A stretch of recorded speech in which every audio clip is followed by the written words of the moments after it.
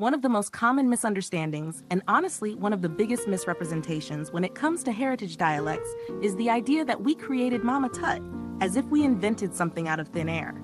That's not what happened. And to understand this properly, we first have to understand what Mama Tut actually means. Mama Tut simply means mother tongue, and that name was chosen very intentionally. Within the language itself, Mama reflects the idea that this is an inherited tongue, a language carried, shaped, and passed down. It also gives homage, specifically, to elder African American women who labored on the plantations and taught young African American children before they were sold.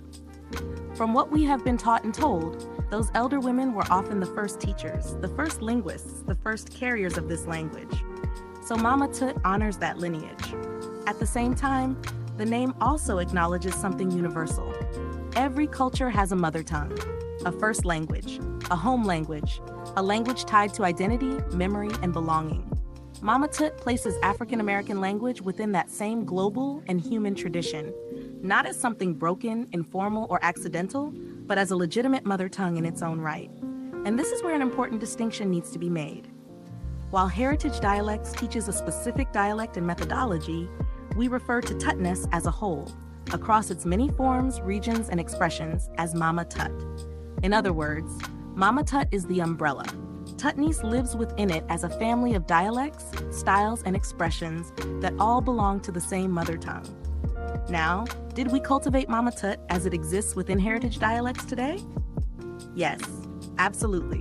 What we developed was not the source, but the modern expression, the structure, the framing, and the teaching methodology, so that this mother tongue could be understood, learned, and carried forward by African Americans living now. We did not create the source. We cultivated the expression. And with that clarity in place, this becomes easier to understand. Mama Tut is not an invention. It is not a trend. It is not a rebrand. Mama Tut is the culmination of African American linguistic history, layered onto a linguistic phenomenon that was originally used for survival.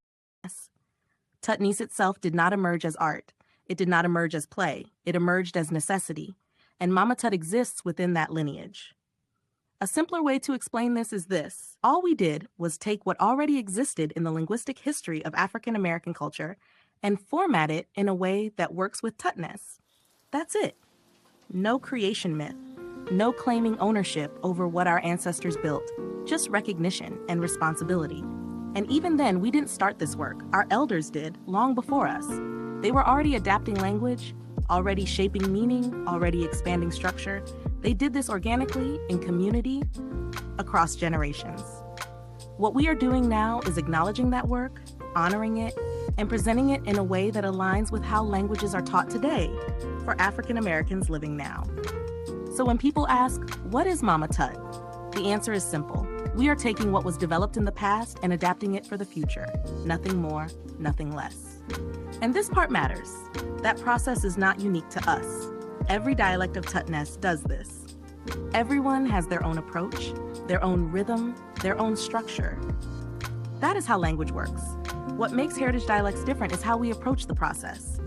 We don't guess, we don't isolate ourselves, and we don't rush.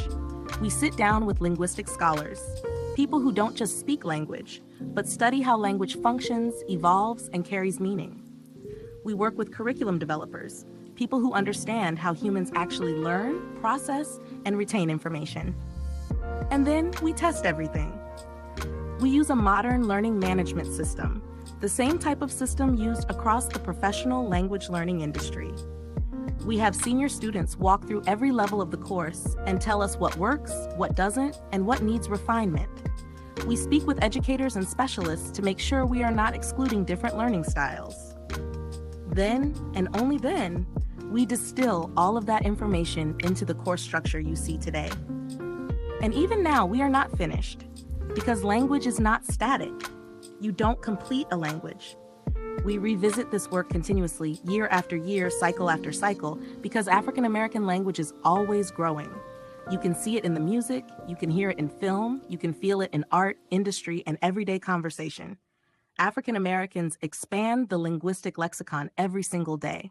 We are constantly adapting, constantly innovating, constantly contributing, not just culturally, but linguistically. And the reason this matters is because our elders didn't just build this language for themselves. They built it knowing that one day it would be left in our hands. Just as they inherited it, shaped it, and carried it forward for survival, expression, and connection, we now inherit that same responsibility. Our role is not to freeze the language in time. Our role is not to perform it or reduce it to novelty. Our role is to cultivate it, to study it, to teach it, to protect it, and to make sure it continues to live authentically through the next generation of African Americans. That is the work, not ownership, not invention, but stewardship. And Mama Tut exists inside that living tradition, not as something new, but as something remembered, refined, and carried forward.